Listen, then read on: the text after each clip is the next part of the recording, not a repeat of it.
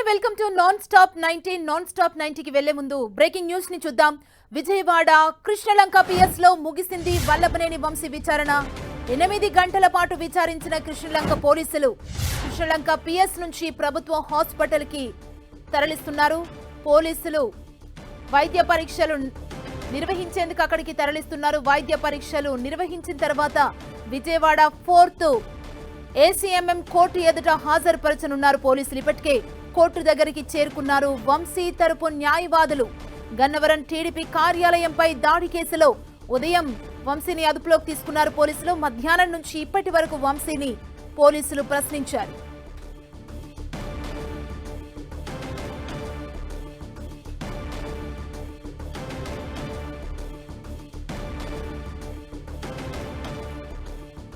ఇదే అంశానికి సంబంధించి మరిన్ని వివరాలు మా ప్రతినిధి దుర్గా అందిస్తారు. దుర్గా,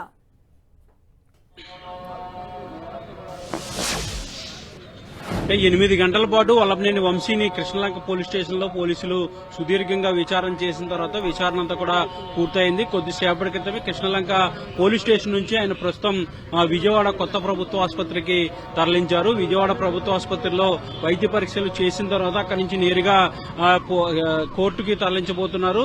కోర్టులో కూడా పోలీసులు దానికి సంబంధించినటువంటి వెర్షన్ అంతా వినిపించేందుకు రిమాండ్ రిపోర్ట్ ను ఆల్రెడీ సిద్దం చేశారు. అయితే కోర్టులో కూడా వల్లభనేని వంశీకి సంబంధించినటువంటి న్యాయవాదులు ఆల్రెడీ సిద్ధంగా ఉన్నారు. వంశీ తరపు వాదించేందుకు వాళ్ళంతా కూడా ప్రిపేర్ అయి ఉన్నటువంటి పరిస్థితి కనిపిస్తుంది. దాదాపు 8 గంటల పాటు కృష్ణలంక పోలీస్ స్టేషన్ కి 1 గంట సమయంలో మధ్యాహ్నం తీసుకురావడం జరిగింది. అప్పటి నుంచి కూడా పోలీసులు అనేక సందర్భాల్లో వల్లభనేని వంశీని ప్రశ్నించారు. అనేక కోణాల్లో అనేక అంశాలకు సంబంధించి ప్రశ్నించడం జరిగింది. అయితే వల్లభనేని వంశీ అన్ని విషయాలకు సంబంధించి పోలీసులతో మాట్లాడినట్టుగా తెలుస్తుంది. అయితే ఏ విషయాలు సహకరించారా లేదంటే సహకరించాలనే దానికి సంబంధించి కూడా మరి కాసేపట్లో కోర్టులో తెలిసే అవకాశం కనిపిస్తుంది. పూర్తిగా డాక్యుమెంటేషన్ అలాగే రిమాండ్ రిపోర్ట్ అంతా కూడా పోలీసులు సిద్దం చేసిన తర్వాత ఇక్కడి నుంచి కొద్దిసేపటి క్రితమే విజయవాడ ప్రభుత్వ ఆసుపత్రికి తరలించడం జరిగింది. మరి కాసేపట్లో విజయవాడ ప్రభుత్వ ఆసుపత్రికి తీసుకొస్తారు. అయితే ఈ కేసులో వల్లభనేని వంశీతో పాటు మరికొంతమందిని కూడా చేర్చారు కాబట్టి ఇప్పటికే వాళ్ళని కూడా ఈ రోజు మధ్యాహ్నం అదుపులోకి తీసుకున్నారు. వాళ్ళని కూడా పడమట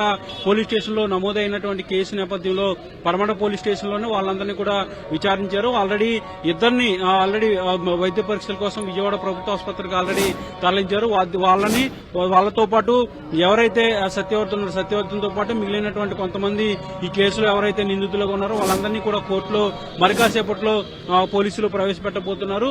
4th ఏసీఎంఎం కోర్టులో ఈ వాదనలు కూడా వినిపించేందుకు అంతా కూడా సిద్దమయ్యారు. అయితే కోర్టు ఎలాంటి నిర్ణయం తీసుకుంటుందనే దానికి సంబంధించి కూడా క్లారిటీ రావాల్సింది. అయితే ఖచ్చితంగా రిమాండ్ ఇవ్వాలనేది పోలీసుల వెర్షన్ గా తెలుస్తుంది. దానికి సంబంధించినటువంటి ఎవిడెన్స్ ని అలాగే దానికి సంబంధించినటువంటి రిమాండ్ రిపోర్ట్ అంతా కూడా పోలీసులు సిద్దం చేశారు. అయితే ఈ సెక్షన్లకు సంబంధించి లేదంటే ఈ కేసు సంబంధించి రిమాండ్ విధించే పరిస్థితి లేదంటూ కూడా వల్లభనేని వంశీకి సంబంధించినటువంటి న్యాయవాదులు చెప్తున్నారు. అయితే వాదనలు విన్న తర్వాత జడ్జి ఏం నిర్ణయం తీసుకుంటారనే దానికి సంబంధించి కూడా క్లారిటీ రావాల్సినటువంటి అవసరం ఉంది. ఏదైనప్పటికీ కూడా 8 గంటల పాటు సుదీర్ఘంగా చాలా కీలకమైనటువంటి అంశాలకు సంబంధించి ముఖ్యంగా ఈ ఎస్సీ ఎస్టీ అట్రాసిటీ కేసుతో పాటు గతంలో టీడీపీ ఆఫీస్ పైన జరిగినటువంటి దాడి ఘటనకు సంబంధించి కూడా చాలా సుదీర్ఘమైనటువంటి ప్రశ్నలు సుదీర్ఘమైనటువంటి విచారణ అంతా కూడా పోలీసులు చేసినట్టుగా మనకి సమాచారం అయితే ఉంటుంది. సంధ్య, థ్యాంక్ యూ దుర్గా.